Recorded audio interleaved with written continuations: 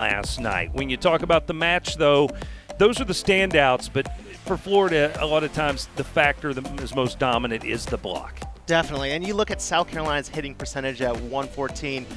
Florida's blockers are physically big, but then athletically they leap off the ground, and their back row is so scrappy, and that's why they held South Carolina to 114. Lead the nation in opponent hitting percentage and blocks per set, and that is how we get things started on this afternoon. South Carolina celebrating its senior day with this abbreviated season, and Kaylee Thompson, the one senior who was recognized, so she gets the start today. And so does Madeline Swinter, a freshman who's a bit of a service specialist, and Florida handles that first service opportunity and gets the side out. Now serving number 20. Swinter last night, RJ, a little surprising she got as much opportunity as she did, but she was very effective with the serve. No, definitely from the serve side. I was actually surprised she wasn't in the game earlier with that jump float. So the Gamecocks trying to get off to a better start than they had last night. They fell behind early in all three sets, and head coach Tom Mendoza felt like they were just constantly trying to dig out of a hole instead of trying to get a run that could give them an advantage. And they even things up early here, and that may be more important right now than it might be in many matches. No, definitely, and it's going to be super important that South Carolina establishes their middles early in the game, kind of like that with Michaela Robinson. And Tom Mendoza, you see there, in his third season as head coach at South Carolina. And we had originally saw that point given to South Carolina, but something must have changed because it is Tom Mendoza who is just challenged. You know, and if I were to assume it's either a net violation, whether it's on South Carolina or Florida, but I definitely saw the net move, and it was a broken play, so nothing was really scripted. Everyone was just trying to keep it off the ground. South Carolina does indeed see Florida get that point as you see the down official relay the message from the replay official, and so the Gators with the early 2-0 lead. As we said, Florida, as we give you another look at this, and it does look like Robinson clipped the tape of the net there. Robinson will get a kill there. I was going to say what was significant there about that first block attempt by Robinson is she did not have a block last night, and that is now 2 matches in a row in which we have seen Michaela Robinson, who led the SEC in blocks during conference play a season ago, come up without a block, and that's always eye-catching when she is denied the ability to make an impact at the net. No, definitely. And one thing you see there is Michaela Robinson's being super aggressive up at the net, but unfortunately she was looked like maybe a little too aggressive. Or Nope. No, it was a back row attack. I apologize. Yeah. So South Carolina evens the score. Back-to-back points from Michaela Robinson. You see the numbers there. A preseason All-SEC team member, according to the coaches. 9 folks on that squad as we see the service ace from Mallory Dixon. But when you see 9 folks in this league, which has as many teams as it does, it is tough. I mean, as good as Florida is, only Thayer Hall is on the preseason all-conference team, and that tells you how hard it is to find a space on that squad.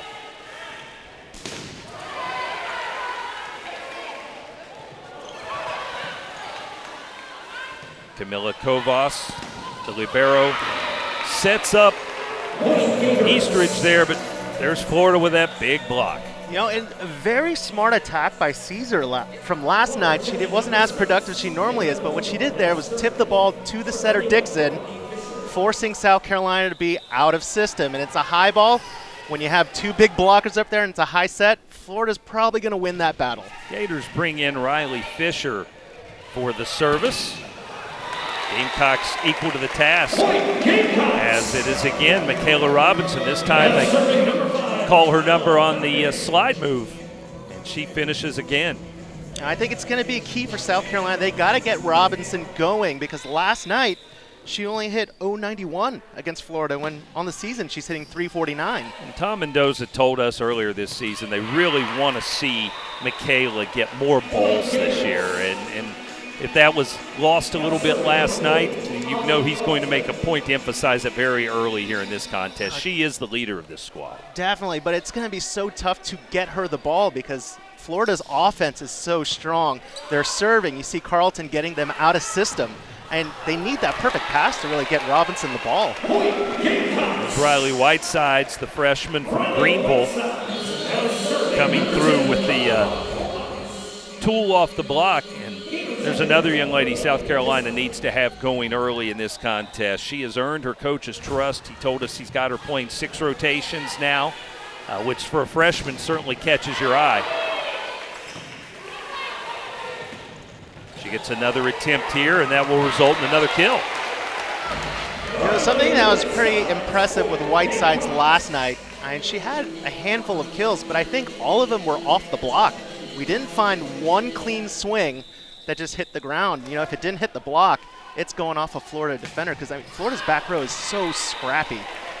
Yeah, you talk about Riley Whitesides. It's tough enough as a freshman being exposed to Florida, but she's, you know, a sub-6-footer, and going up against the big block, the physical block that Florida has with all that size, that's got to be a learning experience to figure out how to find your points against that block. And we're talking about this block. You see Thayer Hall putting on a blocking clinic, and you know there's a reason why Florida's #1 in the SEC in blocks per set.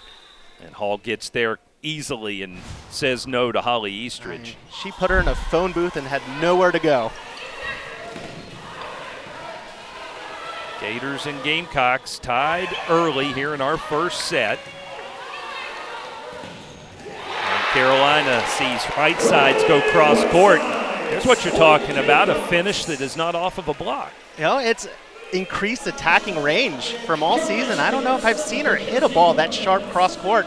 And it's pretty impressive. I'm going to keep talking about this Florida block, but it's a huge block. That's 3 early kills for Whitesides in 4 attempts. Very positive start there for the freshman. There's a big shot down the line for the Gators. Nady Okamore, talk about plugging in a gap. Florida has senior Darielle King out with a high ankle sprain, so what do? They plug in a 6'4" freshman. And in her first outing, she's named the SEC's Defensive Player of the Week a couple weeks back. She had 14 blocks over 2 matches against Alabama. Wow. And last night she put on offensive show. I mean, she had 60% kills on the night, hitting 400. Gamecocks with a nice adjustment there. Not the best of sets, but freshman Ellie Ruprecht made a pretty good adjustment there to get them a point and a side out. Ruprecht from Beverly Hills, Michigan. Speaking of freshmen who have jumped into the fray, she was the SEC's Freshman of the Week opening weekend against Georgia. 16 kills and 19 blocks. We know Tom Mendoza told us before this series started that he felt like this is a situation where tempo would be key. He figured it would be a high side-out match. And last night, it just wasn't quite that because Florida was able to create some runs, especially early in each set. But boy, so far today, it certainly looks like what he expected in terms of high side-outs. You know, with this new format for the fall in SEC volleyball, it's pretty cool to see back-to-back games and see what programs do, what adjustments do they make in just less than 24 hours. There's the Ohioan, Swintor. Oh boy, there is that big swing for Thayer Hall again. You know what's really great about Thayer Hall? A lot of people think how high and how heavy the arm. It's actually her last 2 steps of her approach. She probably has one of the best step closes in the SEC, which is why she's so efficient as an attacker. Top recruit in the nation, according to PrepVolleyball.com, when she was coming out of Dorman High School, as RJ mentioned, in the upstate here of South Carolina. And she is certainly not disappointed with those high recruiting expectations from the minute she landed on the Gainesville campus. Just an amazing performer. All-American her freshman year, All-American her sophomore year. And she just keeps on keeping on. And you can't forget about Florida's other pin player, or outside hitter, Tiara Caesar, with that last kill. Yeah, we haven't talked much about Tiara Caesar, the transfer from Georgia, yet. Gamecocks get the side out there to tie things up again. Now, to go back on Caesar, I think it's going to be very important that Florida can get her in a rhythm with Marley Monserrat and that fast offensive attack on the left, because last night Caesar only hit 269, 29% kills, 26% errors. And to tell you how much of a night and day performance that is, on the season she's usually 41% kills and 14% errors. Gamecocks with another good serve there that leads to a point, and that's something else that Coach Mendoza told us. He felt like to defeat or compete with Florida, you have to put pressure on their serve receive, and he was a little worried about that because his serve game has been a little bit slow to come along in the early going this year. And that's kind of a big feat when you're asking them to really become more aggressive and efficient from the service line when you're facing one of the best passing and back rows in the SEC. Two best blocking teams in the conference. And so far, the offense has been winning out. Gators hitting 583 and the Gamecocks hitting 353. Not too shabby there either. No, it's very interesting because South Carolina started almost in like the second half of the rotation. And you wonder, like you mentioned, is it because Kaylee Ann Thompson's senior night, or is it maybe they see a better matchup, or maybe they have stronger servers? But it's definitely paying dividends in this first set. You know, we see the graduate transfer, Kyla Manning, who came up from Conway, South Carolina, where she played for the Chanticleers of Coastal Carolina. One of the real impact transfers in this league. And there's another one. Tiara Caesar, as we mentioned, great start to her career where she was all SEC at Georgia. And now with the Gators and part of this powerhouse front line. She's also having a great start to this match. 2 kills on her first 3 swings. A deflection on that swing by Michaela Robinson.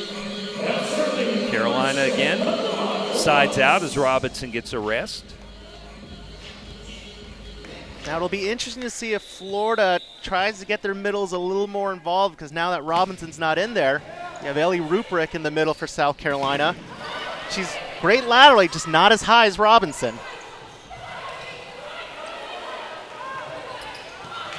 Monserrat tries to go on 2. South Carolina there to handle it.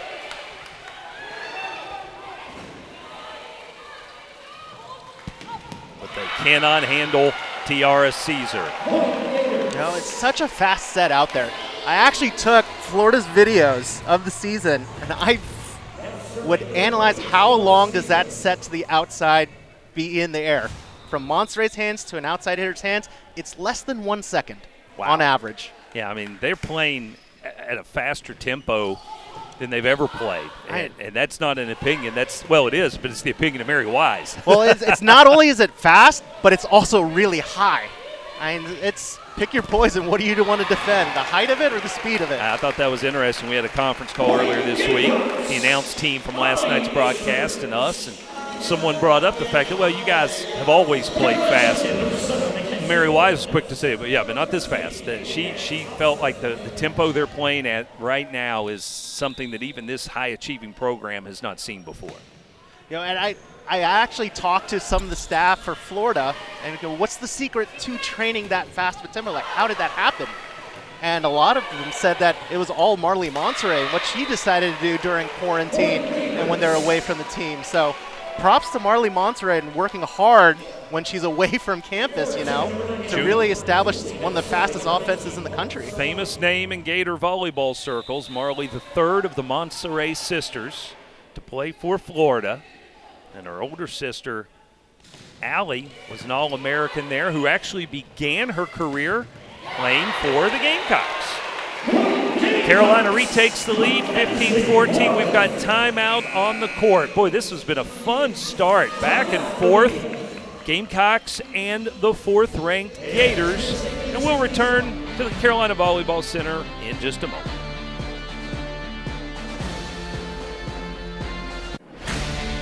The SEC Women's Soccer Tournament begins tomorrow. We'll have every match through the finals right here on the SEC Network and the ESPN app. First-round matchups feature Alabama and LSU at 7 Eastern, 6 Central, and then later on, Kentucky will take on the Florida Gators. 14-team single elimination tournament, and it returns to Orange Beach, Alabama for the 16th time. With RJ Abella, I'm Derek Scott. First set, back and forth affair, and as we said, side outs. Felt like there'd be a lot of them. Tom Mendoza did. He's right so far. He's very right on that. There's kind of a general concept that if you can side out 60% of the time as a team, you're in a good position to win. Well, Florida right now is siding out at 73.3% and South Carolina at 78.6%. Well, I don't think that can continue, but it's a heck of a pace to be on right now. Florida with a couple of nice defensive plays to keep this point alive, and eventually it results in a Thayer Hall point. Real nice work from the back row there to keep that point in play. And that's something everyone's going to be, and heck, we've been talking about the block and the attacking for Florida, but really the digs and the passing don't necessarily reflect on the stat sheet or the scoreboard. But that's a big reason why Florida's offense is so efficient and consistent. And there's that big block. And it starts with number 99, Lauren Dooley. I look at that. There's no seams in that block. The timing is perfect on a swing block, which allows them to jump even higher than they normally would. And you're going to have to be pretty crafty if you have a standing double block in front of you if you're South Carolina Gamecock. Dooley had 5 blocks last night. She, in the first 4 matches of the season, was averaging 1.4 blocks per set. It's top 7 in the nation. South Carolina responded, though, and had that side out. We're back to even at 16.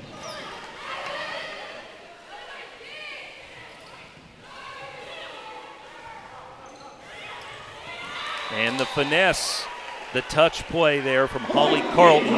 Oh, what'd they say? Looks like they said it was out of bounds. And they're Okay. gonna challenge it for that touch. Yeah, Holly Carlton says, so you can see the hand gesture she was giving, saying that was touched, and so we will have our second replay review of the early going, and we'll give you a chance to see. I don't think, yeah, right there. There it is. On the way down, Holly Robinson, or I should say Michaela Robinson, definitely got a piece of that one. So got to think Florida will end up getting the overturn. And assuming they get the overturn, this is actually a very pivotal point in the match. Yeah. I mean, we're already past halftime into this set, and, you burn your one challenge that you can have for this set. When it comes to crunch time, when we're in the 20s, maybe you wonder if you had that still in your back pocket. 67th all-time meeting between the Gamecocks and the Gators, a pretty one-sided series. Florida's been dominant in this league now, as we talked about. 30 years under Mary Wise, they've been as good as anyone most every year.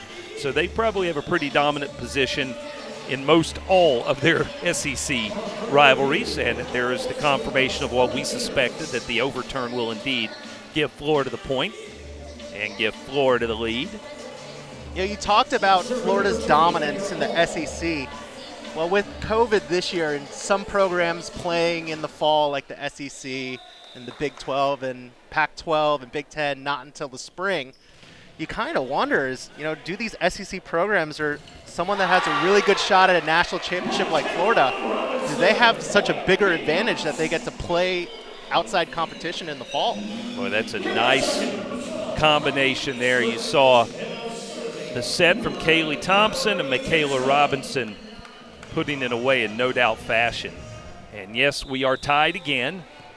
15 ties, RJ, already.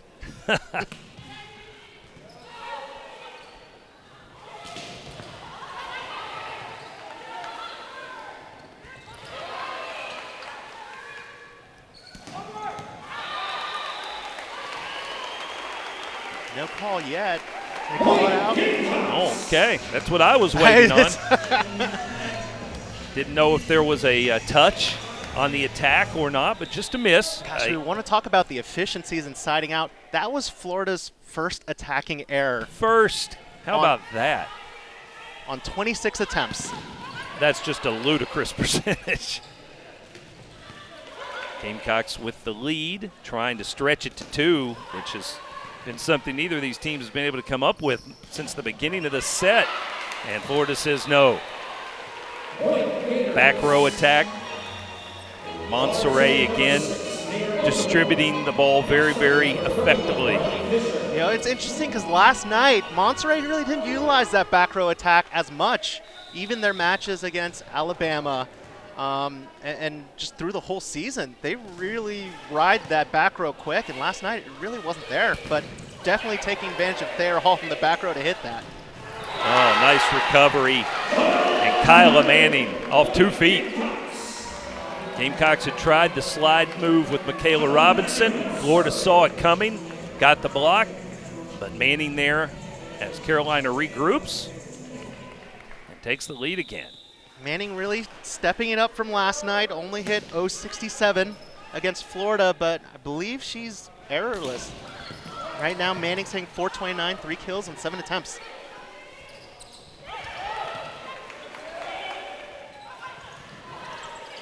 The attempt by Dixon to go on 2. Florida is up to it, but the attack from the near side misses again. Good job by Kovas there, pulling back at the last minute. She was committed to the dig and then decided the line of that shot was going to be out. It was, and Florida will use a timeout as South Carolina extends 3 apiece for Kyla Manning and Riley Whitesides, 2 apiece for Mackenzie Mormon and Ellie Ruprecht, and even extending beyond that, sharing the setting responsibilities. Kaylee-Ann Thompson with 7 assists. Mallory Dixon has 6, very balanced there. And then both Dixon and Camila Kovas with 5 digs apiece. So that kind of team effort is what is required if you are going to hang around with the undefeated 4th-ranked Gators. And South Carolina trying to gain the early momentum of a first set victory as we return to action.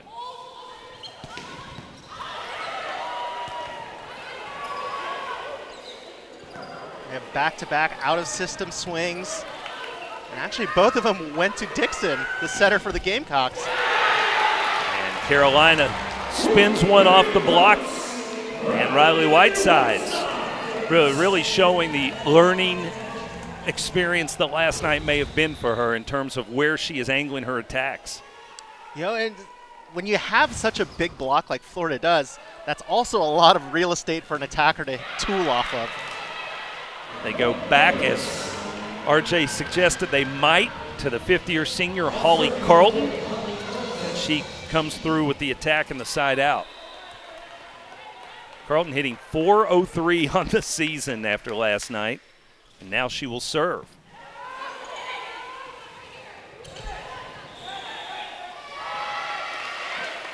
And Florida with a violation that gives South Carolina a very important point in a three-point lead. Gosh, an unfortunate, unforced error in crunch time right now.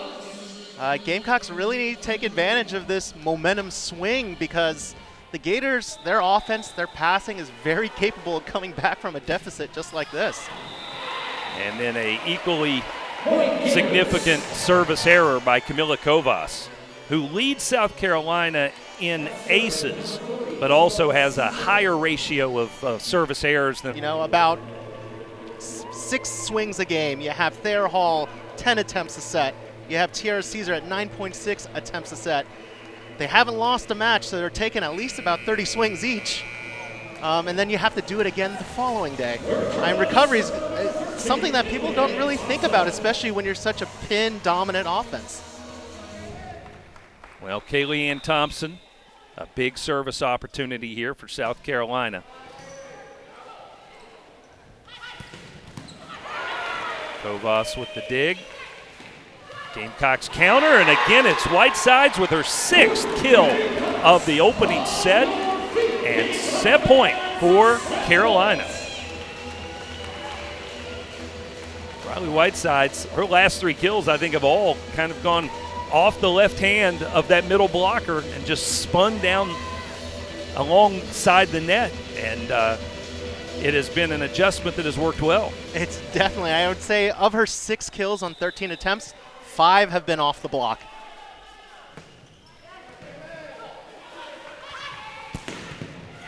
Thayer Hall not done yet. That big swing, and Kovas' dig attempt goes too far, and there's the first set point denied by the Gators. You know, something interesting there is Marley Monserrat's in the front row. Last night she dumped quite a bit. I would actually want her to be more offensive and dump even more.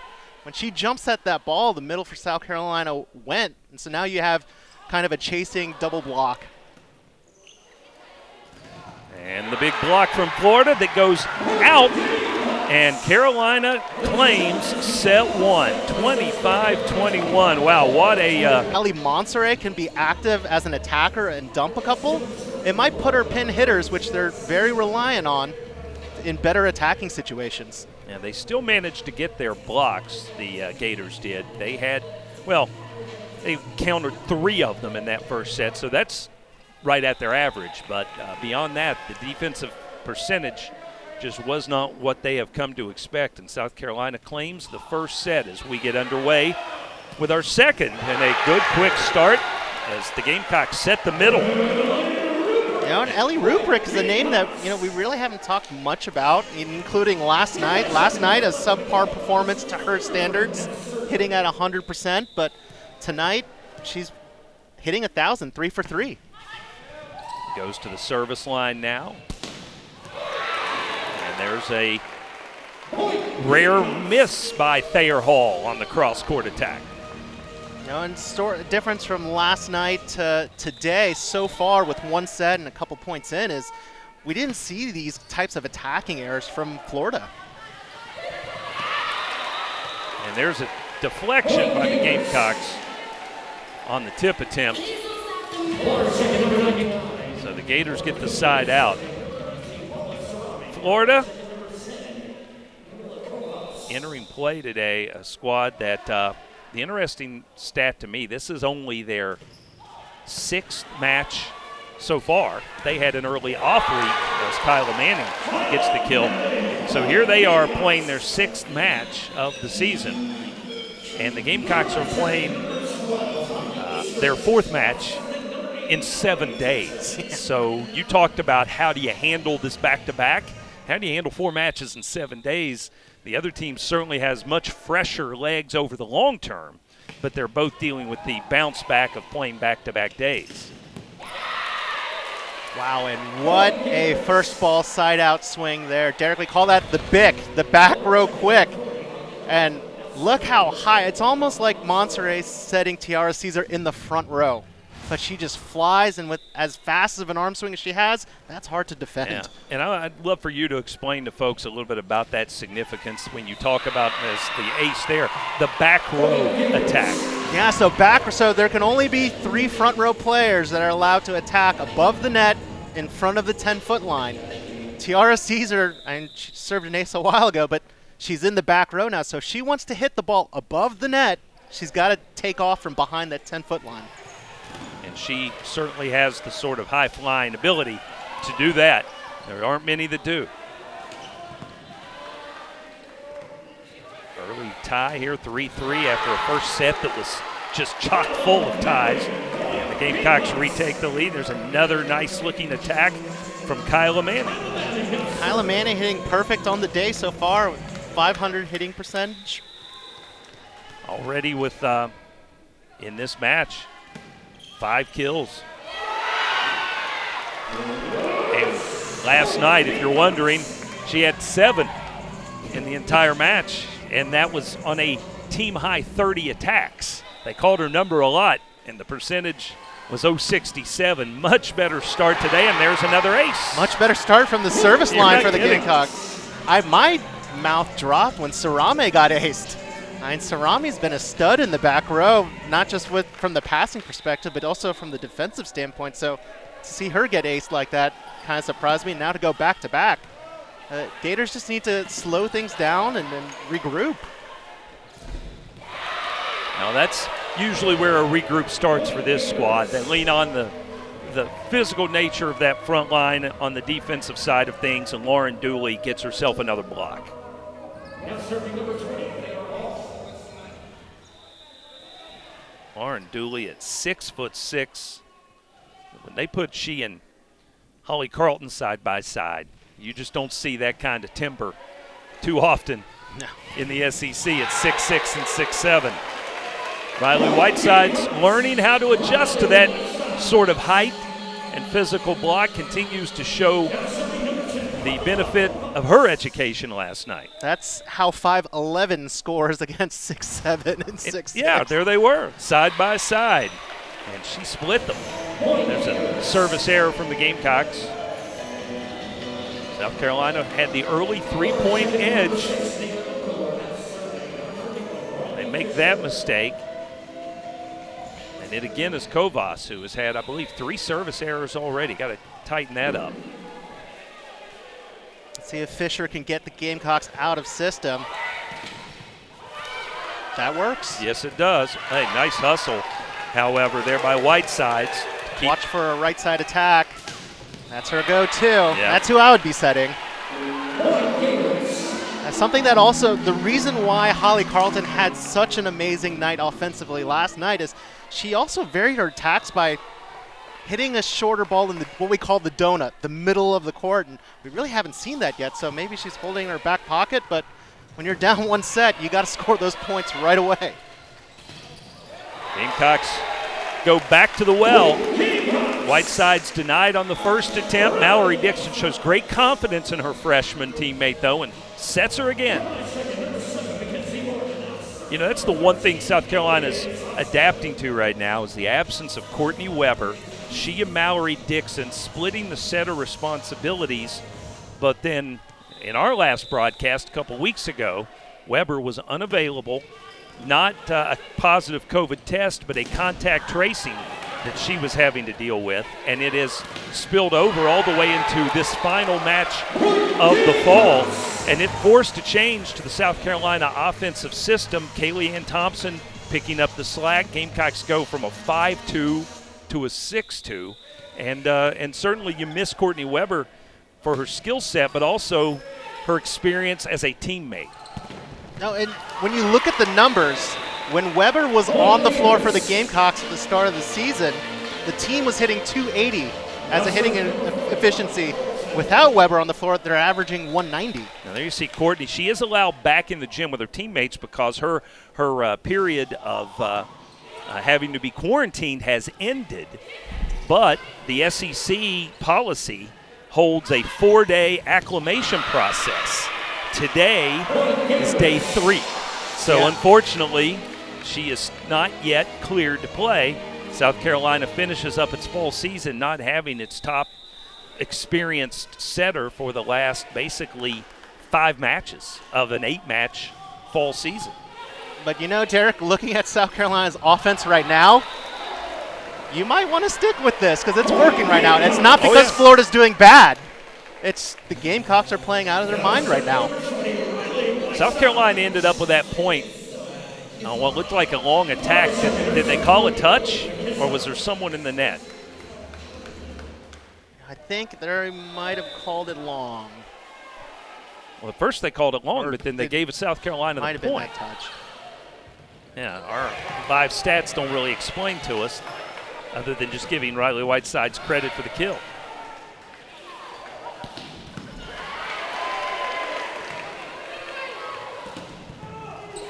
Overpass.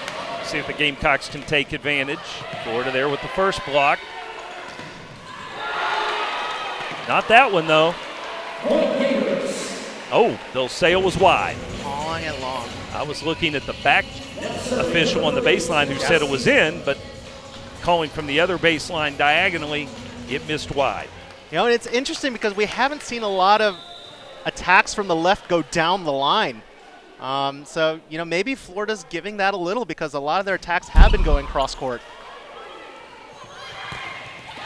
Well, that's a nice adjustment from Ellie Ruprecht there. You get the serve that catches the tape, and your big middle blocker is ready for it. It didn't tie her up.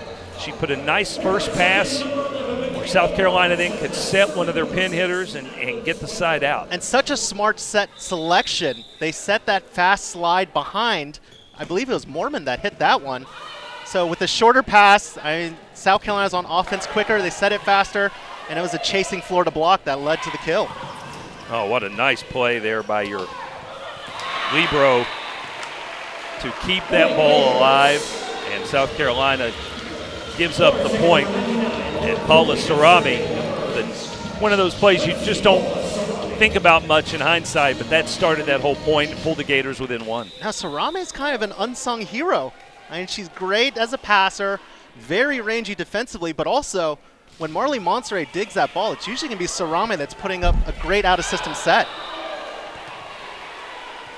And the Gators tie it up. A little bit of a run with Sarame now at the service line. She's a junior from Boca Raton who really is getting her opportunity to take over the libero position this season after spending the last 2 years in a defensive specialist role. She was huge for them last night. Again, with their power attack, you don't think much about digs, but 19 of them last night, a career high for her. Well, there's a reason why she leads the SEC in digs per set. Another attack error from the Gamecocks. You wonder if Tom Mendoza is thinking about a timeout.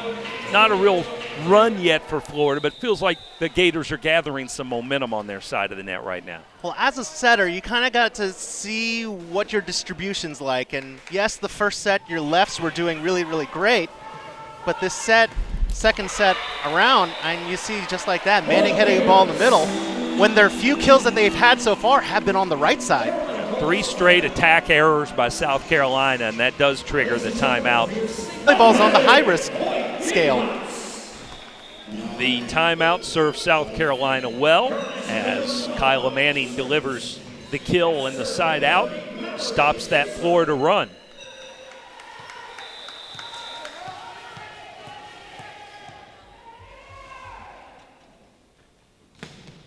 Gators had turned an 11-9 deficit into a 13-11 lead, running off 4 straight points, and now they've run off 5 of the last 6. And I think they can add on to their lead if Monterey, I'm going to keep saying it, she needs to dump more. You got to dump more. And when someone is that physical and can score, it's like you need to take those attempts.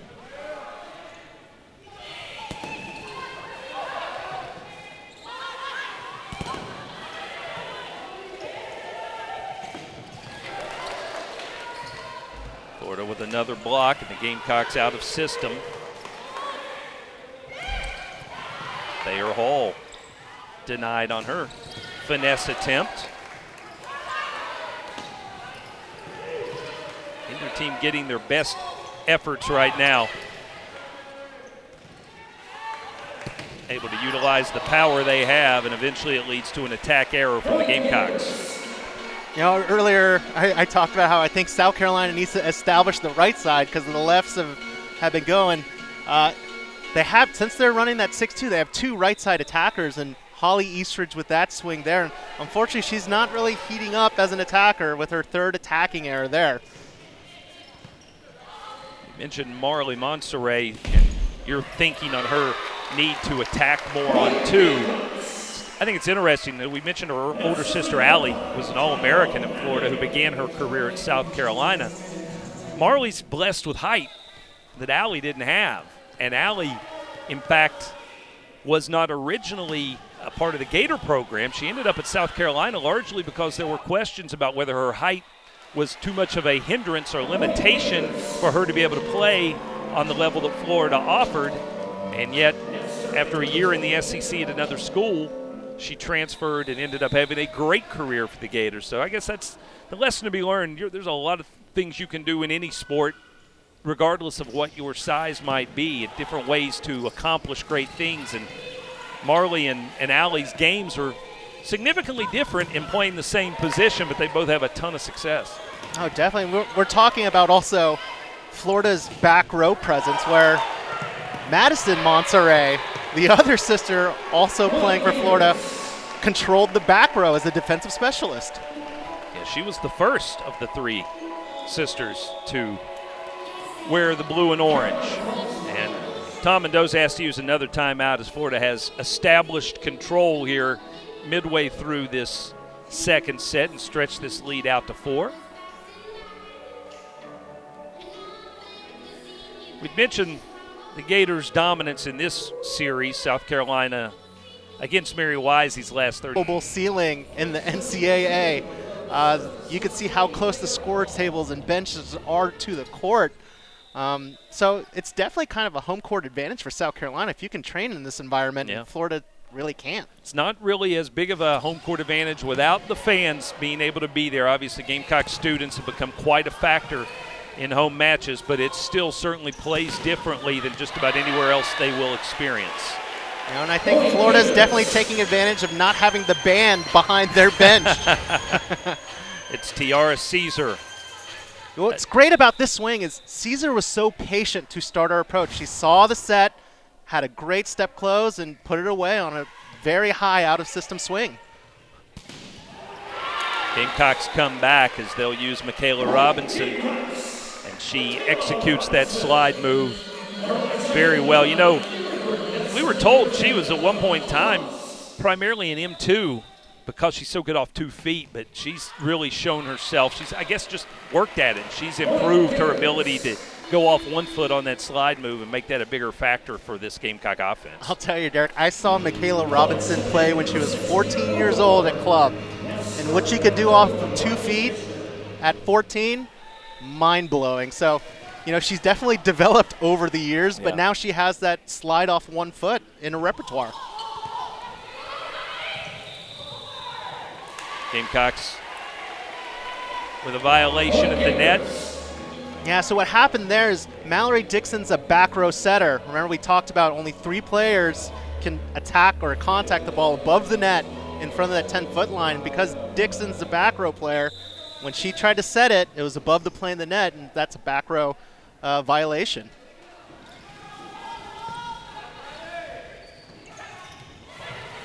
Gators lead its largest, 6 points, and now they make it 7 as the 6'7" Holly Carlton wins that joust at the net.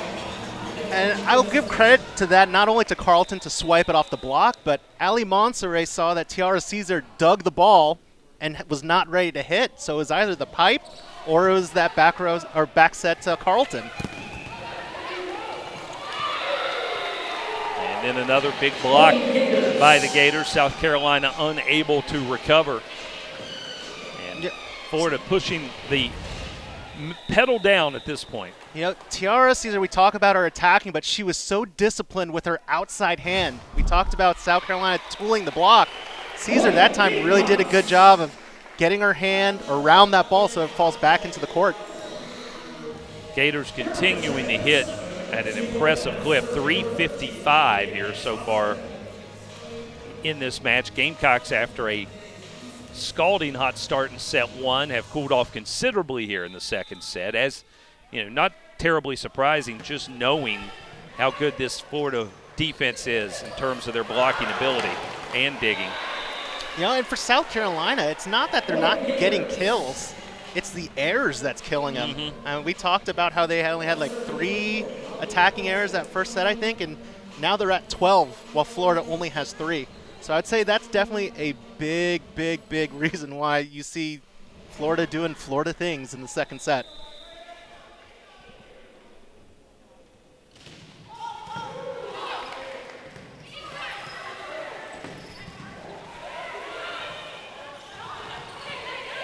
Monserrat tries to sneak one over. Gamecocks were ready.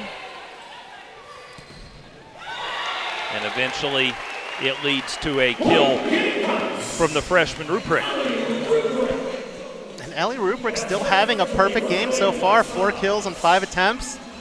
I mean, usually for a middle you would hope you can get 50% kills, but she's at 80% right now. And you know that has to put a smile on the face of Tom Mendoza underneath his mask, just because he's talked a lot about how her she's ahead of her age in terms of upper body strength, and it leads to block kills instead of just blocks. But then the second part of that statement is always that the challenge is we need her to be more consistent with her offense, like she is with her blocking, and she certainly had one of her better performances here on the offensive side through the first 2 sets. And against this Gator defense, that speaks volumes. No, definitely. You know, as a setter, if I know she's in the front row, I probably need to give her the ball more. She only has 5 attacking attempts.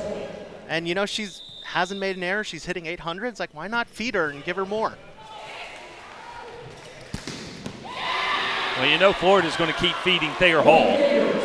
Gosh, why wouldn't you? I believe that's her 10th kill. And that gets the Gators even as they respond in strong fashion to even this matchup at 1 set apiece. Very, very pivotal. And maybe more so for South Carolina, RJ, in terms of how will they respond to Florida really dominating that second set after a bit of a slow start. Well, I think a lot of it's going to be taking care of the unforced errors, whether it's attacking. It's one thing if you get blocked.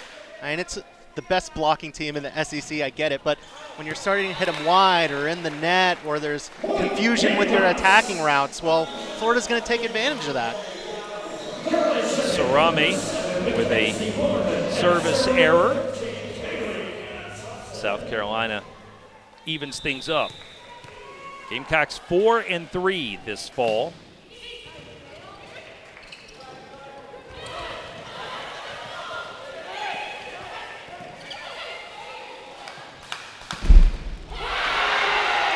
I don't know if that was the block or the tape, but Ellie Ruprecht will certainly take it. Definitely, and I think we talked about that bick or that pipe attack out of the back row. Something that I really haven't seen yet is Florida in the past has run those in the gaps of the blockers, but instead that was head on for Ruprecht, and she didn't have to move. Easy point for her. First block of the match for South Carolina, and again, we talk so much about the Gators and how good they are leading the nation in blocks per set, but the squad that is second in the nation, or I'm sorry, in the SEC at least in that stat, is South Carolina.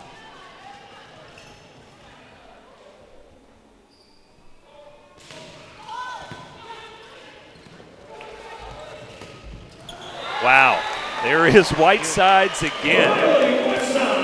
You know, she has that attacking vision. She was actually even early on that approach where you really don't see the Florida outside hitters early, but Whitesides hit the break. She's like, let's evaluate the set and have the great attacking vision there. She kicked off her college career with 11 kills in a win at Georgia, and she has certainly already topped that, both in terms of total kills and also the caliber of opponent she's doing it against.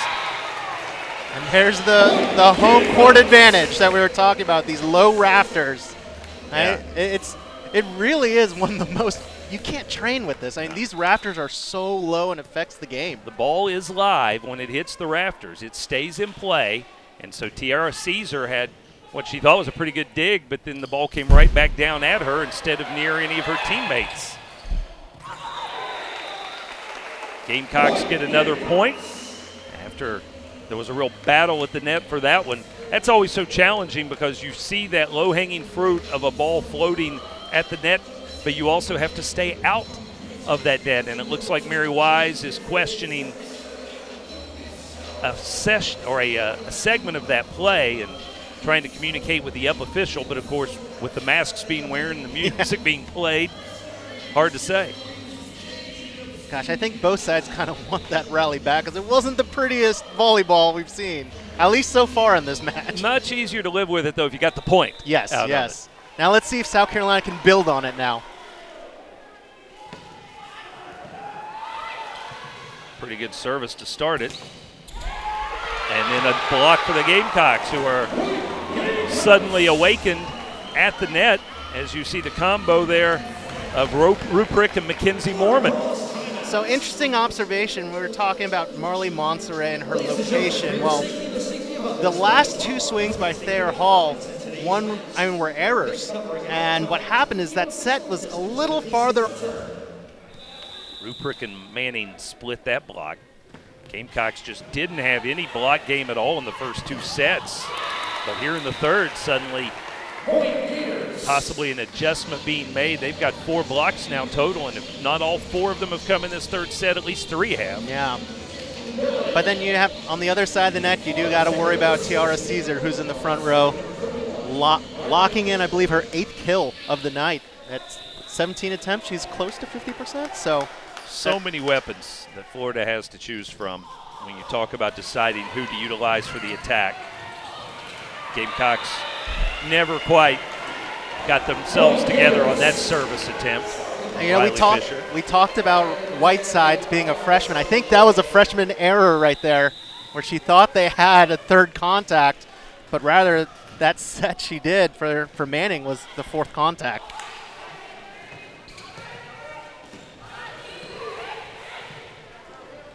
Fisher got that service ace, and then Florida extends the run.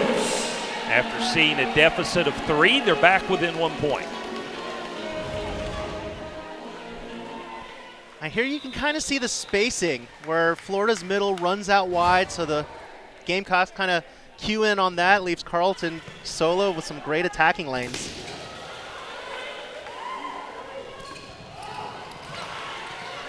Overpass, can the Gamecocks take advantage?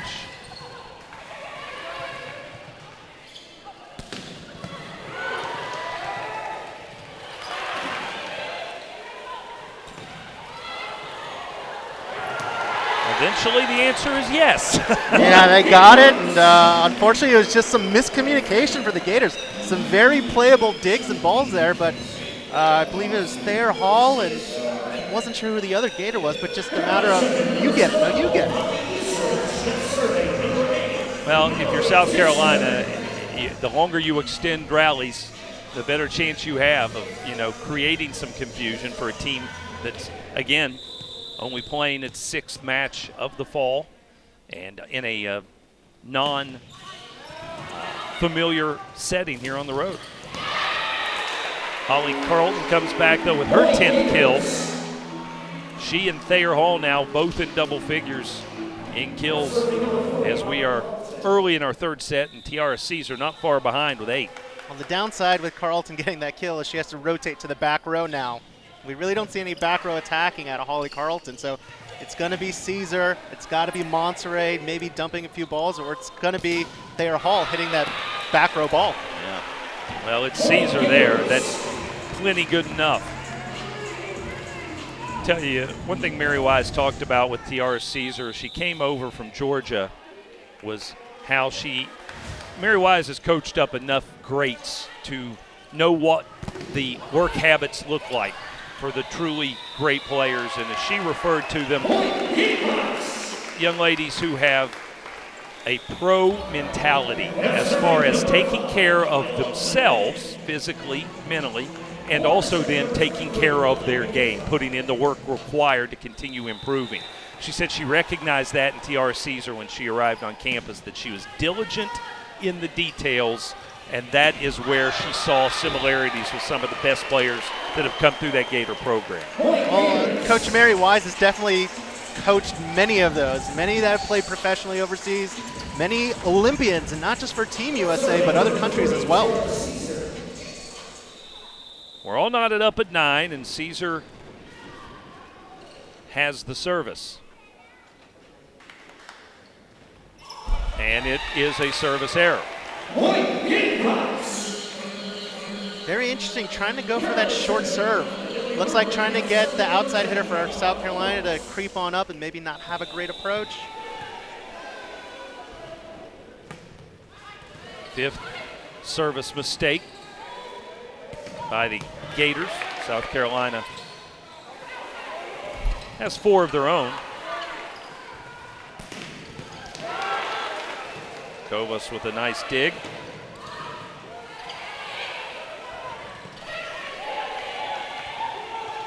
Good long rally going on. There's that pipe attack. And they get it down. Gamecocks really missed their opportunity there. That back set on the far side was just not where it needed to be, and it did not put really any pressure on the Gators defensively. No, and you have to take advantage. When you have that ball's on your side of the net, you have to get a clean approach and clean swing against the Gators. And there is a service ace.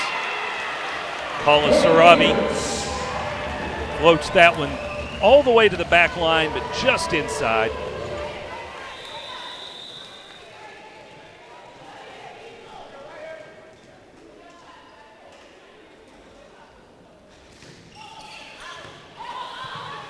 Another very effective serve from Sarami, and leads to an attack error for the Gamecocks. You mentioned it earlier today, RJ. Carolina on that opposite, really just struggling to get much productivity at all. Yeah, it's just you have two right side attackers in this 6-2 offense. Mackenzie Moorman's doing okay hitting 250, 3 kills on 8 swings. But Holly Eastridge, unfortunately, is negative 400, 1 kill, 5 errors on 10 attempts. So as a setter, I don't know if I really want to feed that. Yeah. When that's my right side attacker. I really got to get it to the middles and to the pins. Gamecocks have benefited from some mistakes by the Gators to hang in this one, keep it as close as it is, but they really need to find some offensive rhythm, and instead they give that point right back.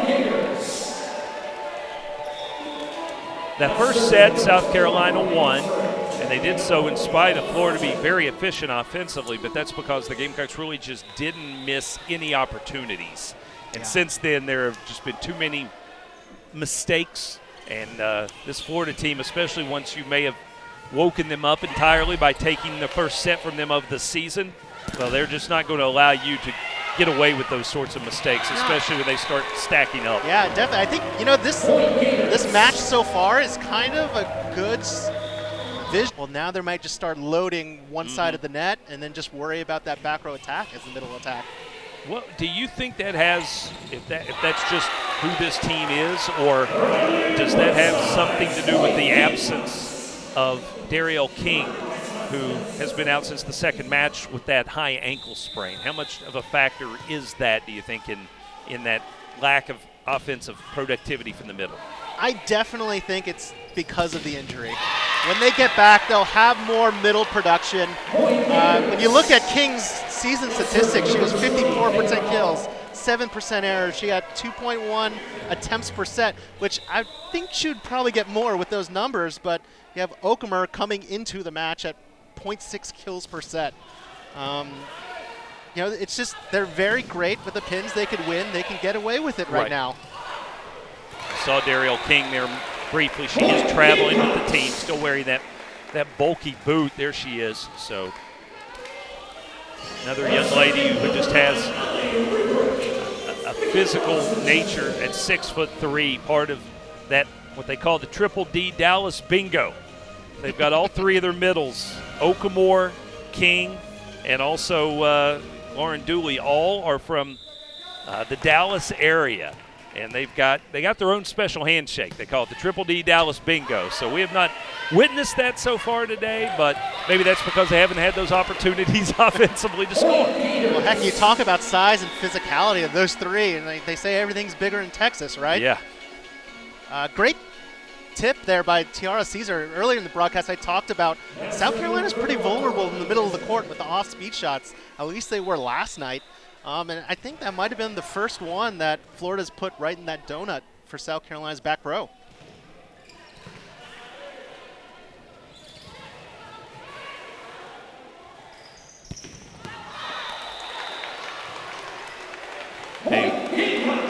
Attack error by the Gators. Pull South Carolina back within 2, but they've kind of hit that point, RJ, we're past the midpoint of this set.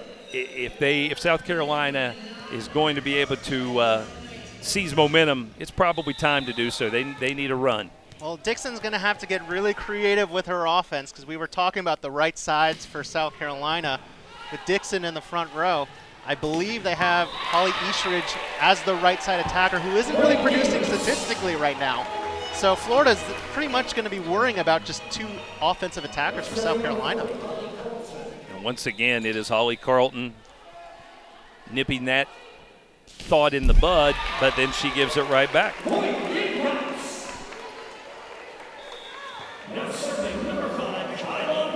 This set a little bit like the first as far as the back and forth, a lot of side outs, but for different reasons. The first set was just efficiency at the offensive side. This has been more about the mistakes each team has made. Oh, definitely. I'll admit the first set was a lot more fun to watch. Yes, it was. There's some high-level volleyball being played. And as good as Riley Whitesides has been, this Florida defense, as they get that double block over there, and she continued to try and go back to the well with that diagonal shot going to her right, and Nady Okamore was there and waiting. Gosh, such an authoritative block going straight down. That's one thing I don't think people realize. Florida's blocking a lot of balls, but they're blocking them with authority where you don't have a chance to recover and get another swing. There's Michaela Robinson, who we haven't heard as much from here of late. She was very, very important in setting the early tone for South Carolina. Definitely. We talked earlier about how her ability off 2 feet in front of the setter. Well, it looks like they're developing a right side attack when Dixon's a setter, with Robinson running that slide. And there's an attack error as Florida does what they've rarely done. We mentioned that. They try and give one of their middles a chance there. And Okamore with the error into the net, and South Carolina chance to tie this set up. Yeah, it's very interesting they went to Okamore on that slide. And statistically hits about 23% errors on the season. What a play there by Tiara Caesar. Keeps Florida in the point. And now they get a chance. And the big answer from Kovas with the dig. And eventually Florida just too much as Thayer Hall finishes it off. Gosh, that's so hard to defend because Monterey was close to Thayer. That's going to be maybe 0.5 seconds in the air. If you release out to Thayer, well, you have the back row quick out of Caesar. Well, there's a situation where it wasn't so much what South Carolina did wrong. It was just an amazing play by Tiara Caesar to keep a ball in play. Yeah. And eventually Florida got an opportunity for their All-American.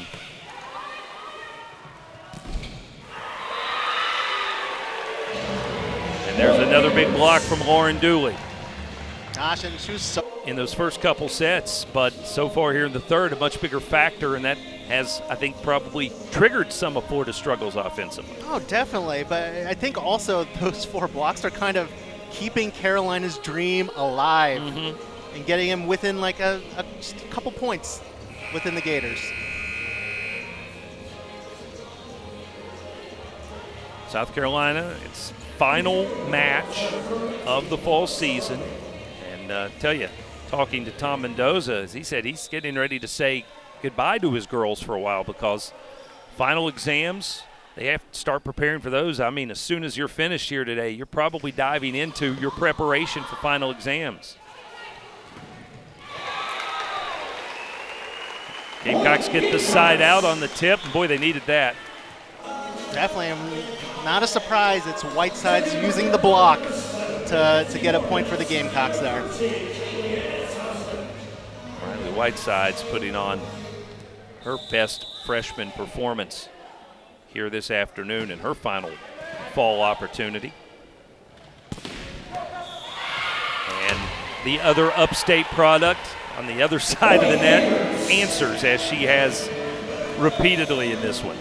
You know, I'm actually very excited about that swing. You see a great swing by Thayer Hall, but I don't think a lot of people saw it. Tiara Caesar actually ran to the other antenna, was ready for a back row attack, but not out of the middle, but out of the right antenna. So 15 kills for Whitesides and 14 for Hall. And give another to Riley Whitesides. Well, it isn't the head-to-head battle we drew up coming in, but it is absolutely what we've gotten, and it has been a ton of fun watching these 2 young ladies from the Palmetto State trade haymakers. You know, and volleyball is just getting stronger for the Palmetto State. I mean, it was big news for Thayer Hall from South Carolina to go to Florida.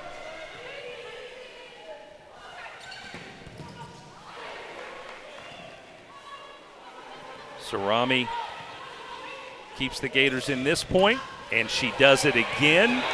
And eventually the ball falls, and the Gamecocks pull back to within 1. Gosh, that's got to be so frustrating if you're a Florida Gator, because that's a really good dig. Yeah. They have the ability to set a great out-of-system ball. They have awesome pin attackers. Like, probably any other gym, that's a kill. Yeah, you couldn't see it on our monitors, but that one came straight back down, so you know that's hit the flat bottom surface of that rafter.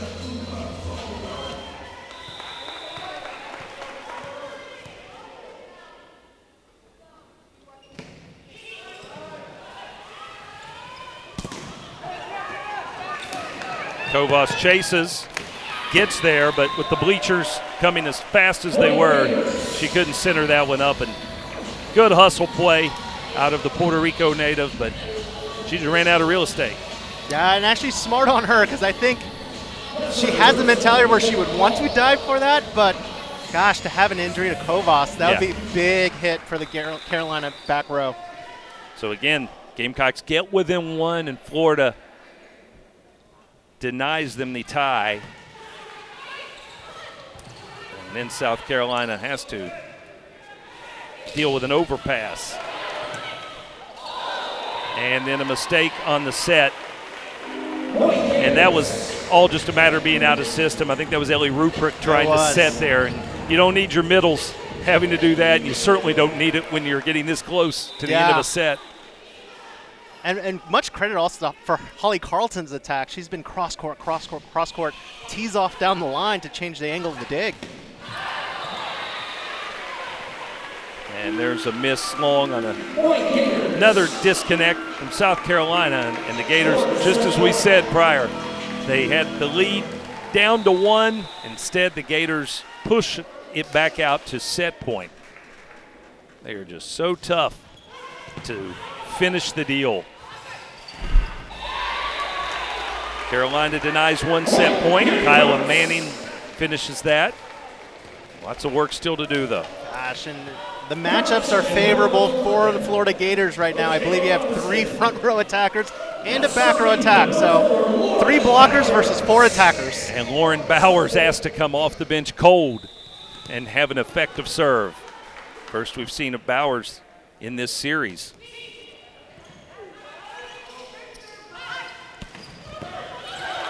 And Carolina unable to fend off the attack from Tiara Caesar. And the Gators grabbed the lead. The 4th-ranked team in the nation lost its first set of the season, but now they lead the Gamecocks all season. And Florida made adjustments after that, and we've seen the Gamecocks scrambling as a result because they've been out of system. Definitely. It won't surprise me in the spring season when that's announced. All the teams in the SEC are going to watch this match. It's like, how did Florida lose a set? And it's not because they were bad. Right. It's because South Carolina found a way to side out like crazy. So the Gators start the 4th set. Tiara Caesar, we mentioned having a big day offensively, but she's a really nice, well-rounded player and has had some big moments on the defensive side as well. And same thing for Thayer Hall. Thayer Hall, who has a brother, PJ, who was as significant a recruit on the basketball court as Thayer was on the volleyball court. And he, for the longest time, I think a lot of the prognosticators thought he was headed to Florida as well. But in the end, he decided to stay closer to home, and he's playing for the Clemson Tigers. Will be a freshman for the Tigers as they get ready to start college basketball season here in a couple weeks. You know, looking at Thayer Hall's athleticism and what she's able to do, it would not surprise me if she played a little more basketball that she would be a basketball stud as well. Yeah, she's 6'3". Her brother PJ, I believe, around 6'11". He is a big kid. He was highly sought after by both of the schools on the court here today, but ended up going to the ACC. Serving number 23, Ellie McKissick. Ellie McKissick taking over as the libero for the Gators here in the 4th set. Freshman from Windermere, Florida. Not the start you want when you get to wear the different color jersey for the first time in the match. McKissick with some ties to this Palmetto State as well. She's unable to handle that attack on the serve. Her dad played football at the Citadel. And she gets thrown right into the heat of things right away, and Gamecocks attacking her with back-to-back serves, and she's up to the task on the second one, but the Gamecocks at the net with the block, and who else but Riley Whitesides with a big play. And a very, very smart block. Look here, you have Whitesides who's blocking a middle. She kind of saw that Marley Montrey's in the front row. She's not going to dump, so she helped out with that middle attack, and it paid off. Well, we talked earlier about Florida not using the middles as part of their offense. They've tried 2 sets for middles, and they both resulted in attack errors. Now, I would start thinking about bringing that back row quick back into the mix It's not a front row middle attack, but it's just as effective.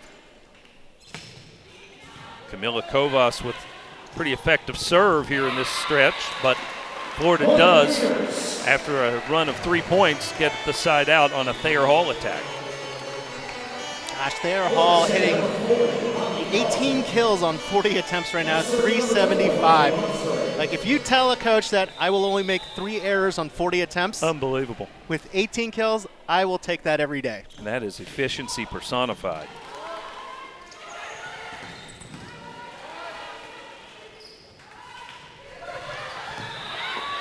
Did that miss wide? It did. The back row attack from Caesar just angled it a bit too much to the right. Gosh, that's a hard set to make as a setter. When you're running to that left back corner, you got to set that bick over your right shoulder. And settings and attacking is all about angles. Angles of approaches, angles the sets come in. And unfortunately, that probably wasn't the best option in that situation. Oh, wow. How about that? That looked like a really tight set, but Florida turns it into a point and a rare kill from Lauren Dooley. I think it helps that she's 6'6", with a long wingspan and gets up there. Unique angle there that Montserrat had to provide, but she did a great job, and Lauren Dooley takes advantage of that opportunity. And that, very rare error to miss like that for Riley Whitesides, but if you kind of saw the set location, it was pretty far off the net. When you're a smaller attacker and you have this big of a block, you do kind of got to get it a little closer to the net.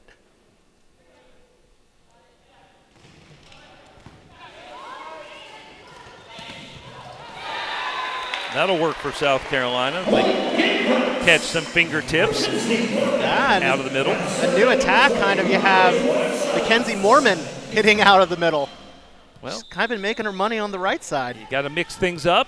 You get to a fourth set, you got to have something in your back pocket, I'd say both teams, to show that the opposition hasn't seen before. And the Gamecocks take advantage of that overpass, and Ellie Ruprecht just does catch the line, and Carolina has the early momentum here in the fourth set. If you're Tom Mendoza and his coaching staff, you have to be pleased with this response after you lost back-to-back sets, final match of the fall. It might be tempting to lose that focus a little bit, but it isn't happening here. And the Gamecocks get a controversial point there. They say the up official said it was tipped. Mary Wise, I guess flabbergasted would be a good word. She dropped her notes on the ground when she saw that call, and no surprise, she's going to ask for a replay review. You see that notebook she's got? It left her hands when she saw the decision. On the replays, Florida's had much more of the success today than South Carolina. I think that's 3 that has gone their way, either overturned when they asked for it or denied when South Carolina asked for it. And it's a very smart call, even though it's early in the match, but when you have South Carolina kind of on a roll offensively, right. And one, it's also kind of a timeout where you slow down South Carolina. Yeah, it serves that purpose as well, there's no question. And then there's another miss from South Carolina. And that play. And now what's the overturn? I think they have to pretty much call a touch on that. Yeah, I don't know what else that could have been. But that's the second time they've run that play, where you have Ruprecht running the slide, who's normally been hitting out of the middle, and then you have Mackenzie Mormon come in for that 2-ball or like 1.5 out of the middle. First time wasn't productive, but this time they get that kill.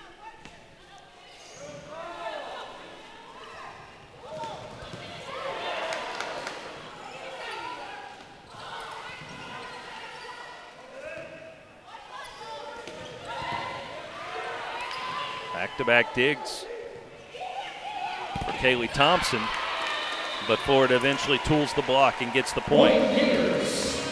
Very smart swing for Tiara Caesar, logging her 14th kill on her 29th attempt. Now, something to think about. This is new territory for these Florida Gators, especially the pin hitters who get set so often. They haven't had to play a fourth set. So it's something new for them. Now, there's no question it is a different time for a lot of these athletes in this sport and others in terms of the amount of conditioning they've had before their season gets started. There's a Gamecock point off the tip. That's something, you know,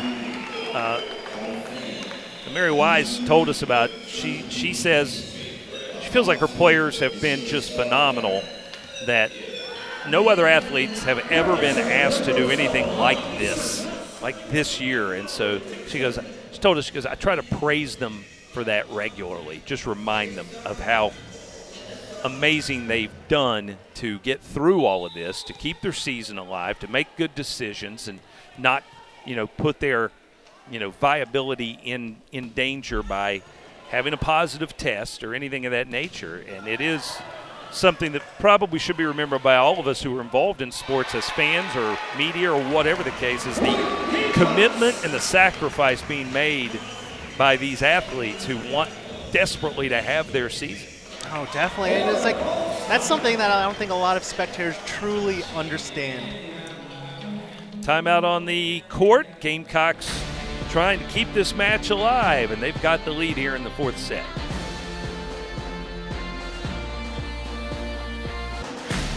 South Carolina leading Florida, the fourth-ranked Gators, here in this fourth set. Gators have the 2-1 lead in terms of sets. First to 3 sets wins the match. South Carolina would desperately love to extend this thing to a fifth set and see if they can find a way to spring the upset. Gators using a timeout. Gamecocks get a block of Tiara Caesar, and that will lead to a celebration. Michaela Robinson, there's the block we've been waiting on from that young lady. Definitely, but also it's kind of an unfortunate error for the Gators. And you're 2 players right there. It's a very playable ball. I think that's the second miscommunication we've seen out of the Gators from a passing standpoint. And there is that quick dump from Marley Monserrat. You've been asking for more of that. And that's the attack that one. You see how high she can get, and she actually throws it down. The last couple dumps have been deep and kind of loopy. Yeah. No, if she has the ability to throw it down, she's got to throw it down more, and that'll help out this offense and the pin attackers. Yeah, you've got Michaela Robinson right there in front, but of course she's thinking a set is coming, and she's preparing to float left or right to help on the block again. Great block by Marley Monserrat, turning that right hand in the back in the court. And out of the back row, there's Tiara Caesar. See, and Derek, so one thing is, Monserrat dumped the ball from the middle of the net. I consider that a middle attack. Tiara Caesar out of the back row hits out of the middle of the net, where they need to establish more of that, and they could score some more points.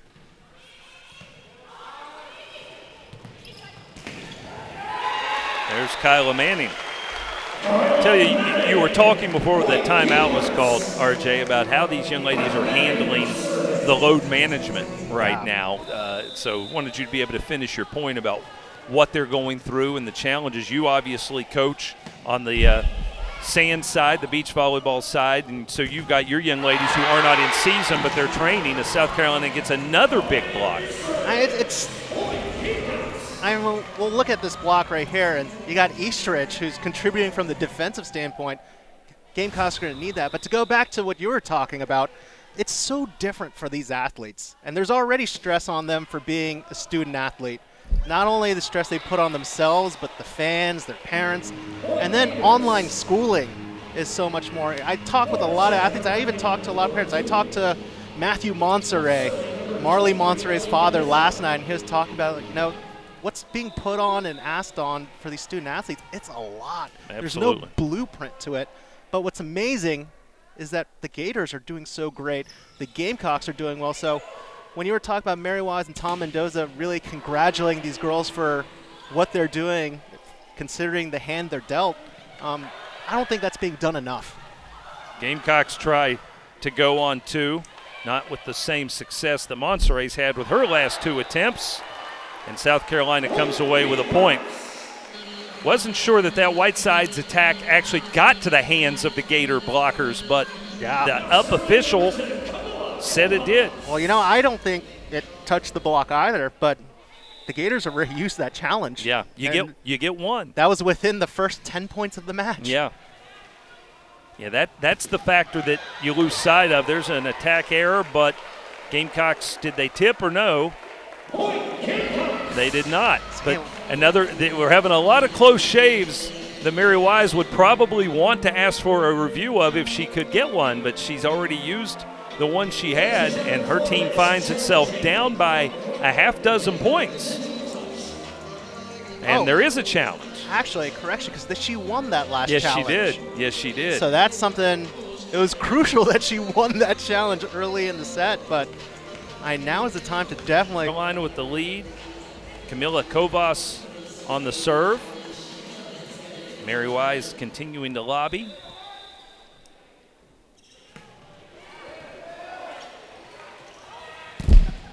Gamecocks get another block. And very smart blocking move by Ruprecht. And you have Eastridge there, where I believe it was Dooley running the slide, but you see Ruprecht didn't go with that slide. It's like, we know you're not going to set your middles. We're going to go out to that pin. Second block in a row from Holly Eastridge, but then the Gamecocks give it back on the service error.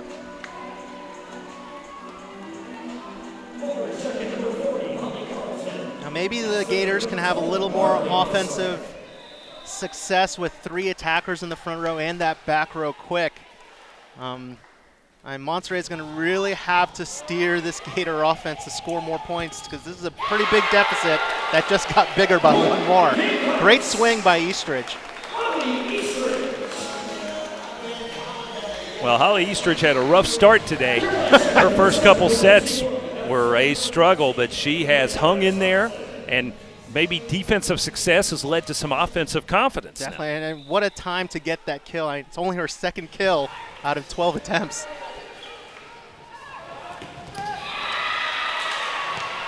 Holly Carlton answers back with the side out.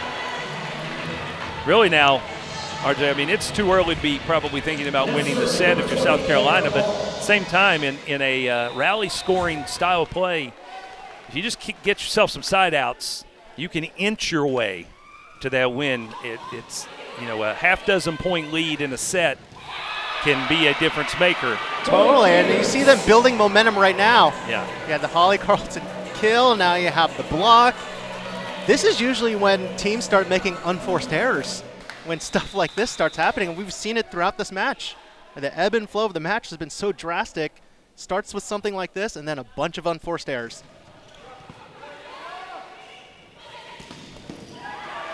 What a dig. Yeah, Florida has so many weapons that when you get a dig like that, they can turn the tables on you in a hurry. But South Carolina has a chance instead to get that side out, and they do again. Gosh, you talk about Florida. They're getting some good touches, but look at this ball here. You have Mormon taking the swing. Oh, actually, that's prior to that, there was a miscommunication. They got a good block touch, a dig. They could have gotten a swing, but rather they gave the free ball and led to an easy kill for Mormon.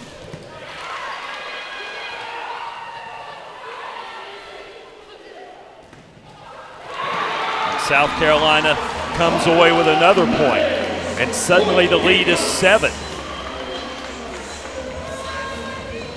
You mentioned Mormon, RJ, 7 kills today, hitting .429, and that is so far beyond any impact performance she's had in her career. Boy, great to see her stepping up against the likes of Florida, and another block for the Gamecocks.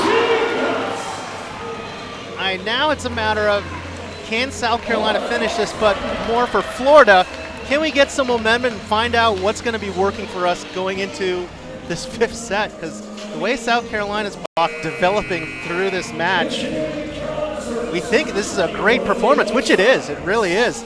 But if you look at their season, and they're averaging 2.67 blocks per set, they're only at 2.25 right now. So they've been actually blocking better than this. Absolutely. Gators out of system. And the Gamecocks continue their momentum. And Mackenzie Mormon continues to keep chipping away. That's kind of our our dark knight player of the match. Yeah, it is. Yeah, the dark horse performance of Mackenzie Mormon with 8 kills and a .467 hitting percentage. Wow. And one thing, you were talking about the Palmetto State and players. Mackenzie Mormon, Daniel Island, South Carolina. Yeah. And a Riley Whiteside service ace puts the Gamecocks just 2 points away from evening this match up at 2 sets apiece.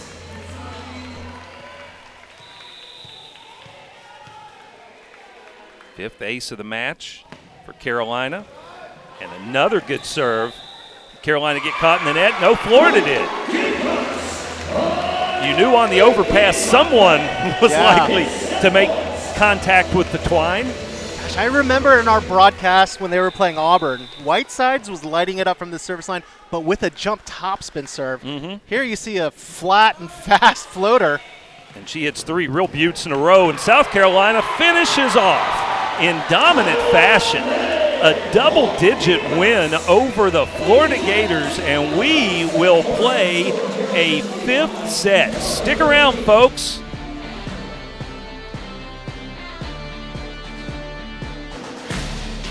Gamecocks have had 2 sets. The first Fun to 15.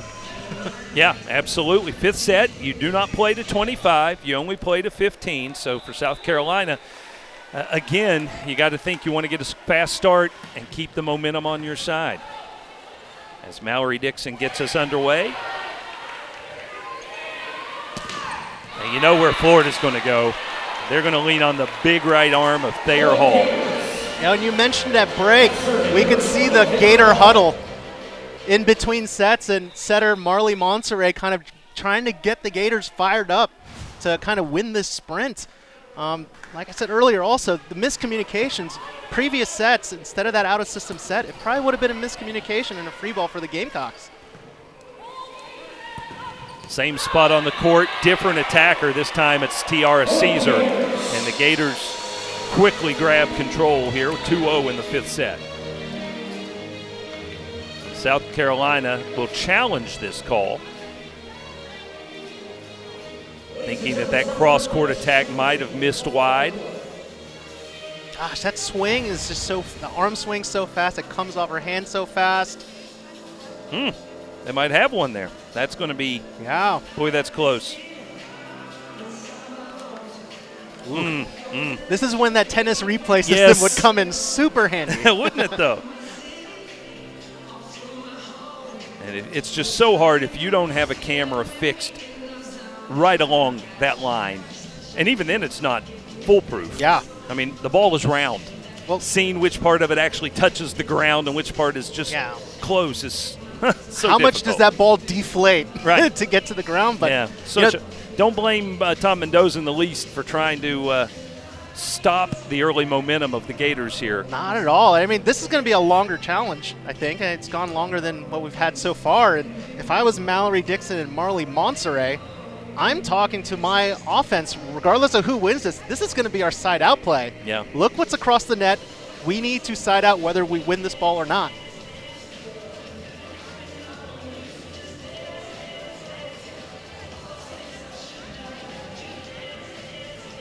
As we continue to wait on a decision.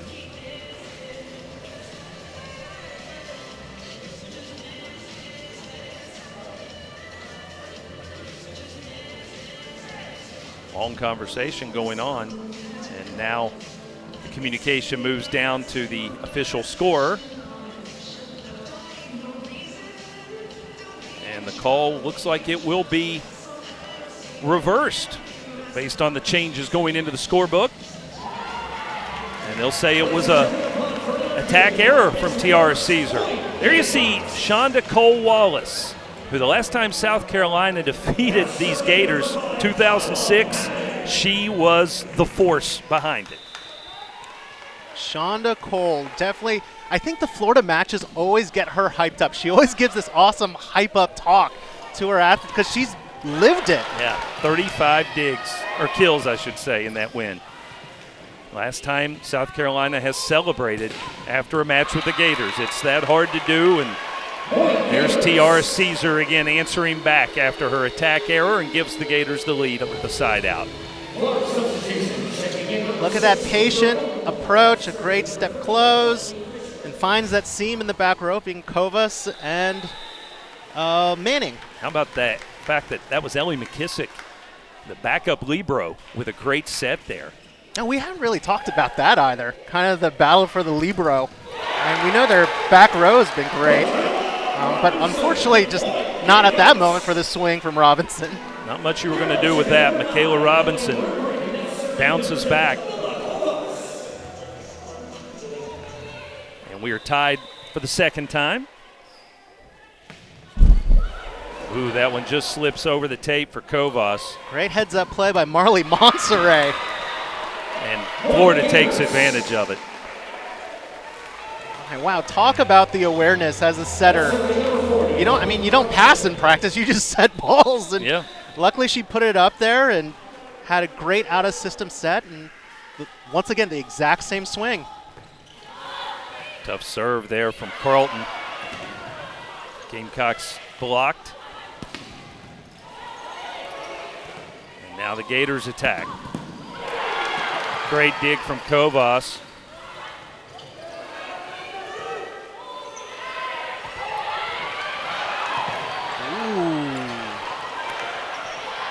A lot going on in that rally. You're not kidding. And it's still going on, and eventually South Carolina gets the point. Florida players immediately spin and look with a glare at the up official. There's so much to challenge right there. Was there a pancake? Was there a lift? This is, I'm going to say, a pivotal moment in the match. And the call goes to South Carolina. So the Gamecocks, the call is confirmed. And again, we're not sure which point of that play, that exchange, was what was challenged.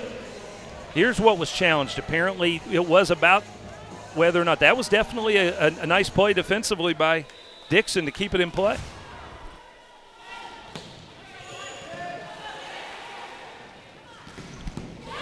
So our third tie already here in this set, but just that quickly, Florida unties it.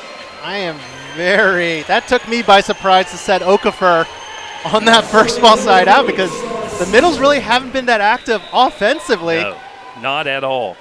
But it was the good call because you only had a one blocker right there, Riley Whitesides. And then that was, again, up front, Okamore, I should say, coming through with back-to-back points. Wow. The freshman middle, not an offensive factor, and suddenly she steps up and gives the Gators a real lift. Yeah, and actually, I'll take back my comment where she hasn't been as active. She's producing 7 kills on 9 attempts, but she only has 9 attempts. Yeah. Oh, what a play by Florida. Boy, that such a difference in a match that is this close. The amount of points that they have kept alive at different moments and then force an attack error by the Gamecocks, but apparently there was a touch there. Wow, so many calls for these officials to make. And much credit, because I believe that was Mackenzie Moorman. And because so much action was happening so close to the net, no one really took an approach. But Moorman was smart enough to back up so she can have an approach. And then a service error. Boy, there's never a good time for one, but in the fifth set, when you're trying to go toe-to-toe with the number 4 team in the nation, that's painful. That's a body blow. Well, now what McKissick needs to do here is get this ball over the net. And she does. And the Gamecocks take advantage. Kyla Manning tools the block, pulls this back to within 1. Gamecocks won the first set, 25-21, in a very efficient offensive performance for both teams. Grabbed the early lead in set 2 before Florida came charging back. Florida wins the third set, and then South Carolina stuns the Gators in the fourth. with a dominant defensive performance and limited the Gators to only 13 points in the fourth set, which is going to be one of those box score numbers that everyone in the league's eyebrows are raised by. Definitely, with Florida, knowing how dominant they have been in the SEC, you're almost like, did someone get injured? Like, what happened? But right now, the Gators answering back in this fifth and final set. They got the early lead, and it's really not even that early anymore. We're at the midpoint of the set, and now the Gators with a really heads-up play from Tiara Caesar. She tips it over the block, and South Carolina will have to use a timeout. Very, very smart attack. You think when you're that far, 10 feet from the net, that you're going to have to really hit that ball, but I mean, Caesar with the vision, not just even going middle of the court, but going sideline short. Very, very heads-up play by the outside hitter, or back row attacker. Mary Wise and her coaches huddle up, trying to navigate their way to a sixth straight win here in this abbreviated fall season, and the 30th year of her coaching career, and 15 of those have resulted in Missouri and A&M, also nationally ranked programs there in the portion of the fall season that we have seen to this point. South Carolina down by 4. You play to 15 in this fifth set. A 4-point deficit can be very challenging to overcome. Especially against the Gators. Yeah. you, as I was saying just before that last service ace, Gamecocks desperately need a side out.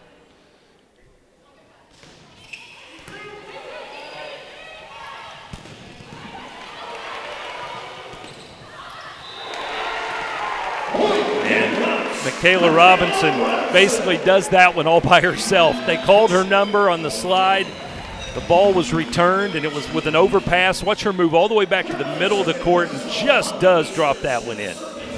Big point for the Gamecocks, and now you have the very experienced Mallory Dixon kind of running the show. Now, Kaylee-Ann Thompson's been doing great, but in these situations where you have Dixon familiar with Big Ten volleyball, big moments. How about that? She's ready for a big moment just like that. Drops an ace in as Ellie McKissick could not get to that one. That was a pivotal score for South Carolina to try and tighten this thing up. And this is a very smart server. I think she'll go zone 1 again, which hoping you back up the pass, so now it's a longer set.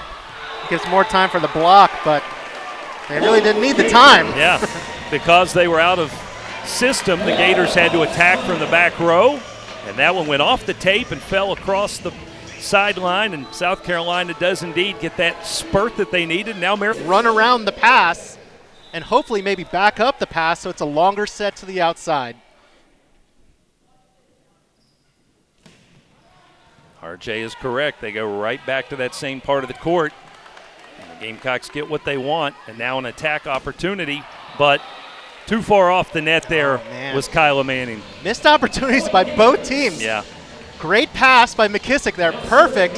The setting and the connection was a little off there, and then the Gamecocks get a free, easy ball back and give it right back to the Gators. Yeah, that, again, the missed opportunities when you're playing a team as highly ranked as Florida, you just can't spare too many of those. Especially when you have Michaela Robinson in the front row. Yeah, Michaela claps back and gets South Carolina the side out, pulls the Gamecocks back to within 1. It's a beautiful set there from Mallory Dixon, too. Gosh, and a very rare narrow block by Dooley. And she's one of the best blockers out there on the court. She's had really narrow hands. If she had it wider, she probably could have gotten that block. Kovas with a diving play to keep it alive. And in the Gamecocks with the block, but it falls just wide on the Florida side of the net. Big hands, but so much momentum off that swing from Tiara Caesar, and the ball carries just across the sideline. I don't know that you can do anything any differently there at the net if you're South Carolina. No, and honestly, like it's a very heads-up play by the Gators and Holly Carlton, because I feel like the very small, unfortunate things that she probably would have tried to go for that. Well, I tell you what, Gamecocks go back to the well. They are leaning heavily on their senior leader, Michaela Robinson. Unfortunately, she now rotates off the court. Yeah, she's in the back row now.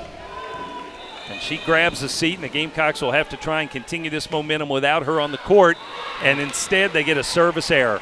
Gosh, and it's tough because Kovas is one of their most aggressive servers, but you mentioned earlier in the broadcast, you got to be aggressive, but you also got to be efficient with that aggressiveness. Yeah, and here in the fifth set especially, Gamecocks have gotten within 1 3 occasions and immediately have given it back.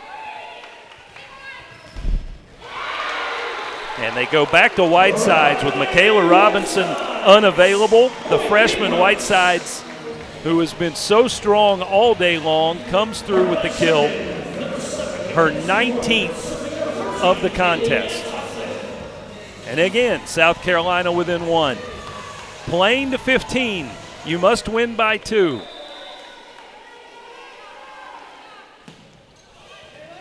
Once again, attacking zone 1 from the service line, but the Gamecocks get the dig.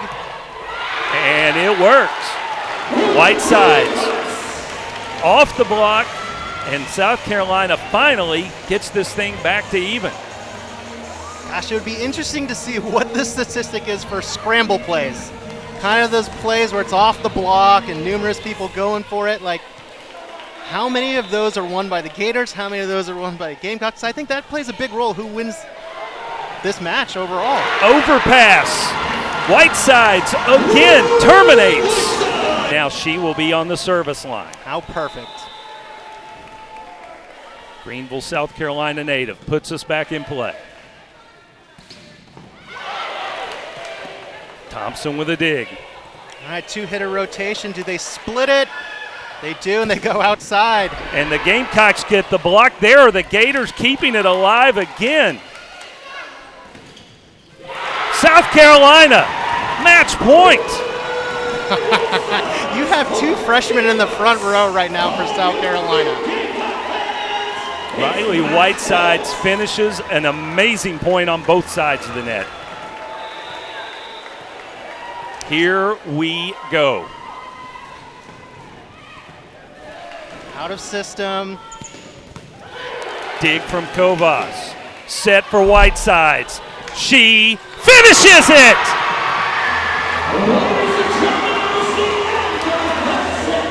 South Carolina defeats the Florida Gators. The number 4 team in the nation suffers its first loss of the fall, and the Gamecocks defeat Florida for the first time in 25 tries. You must go back to 2006 since it could be shown as a South Carolina win over the Florida Gators. There's got to be so many emotions going on right now because not only did you just defeat Florida for the first time since 2006, it's senior night.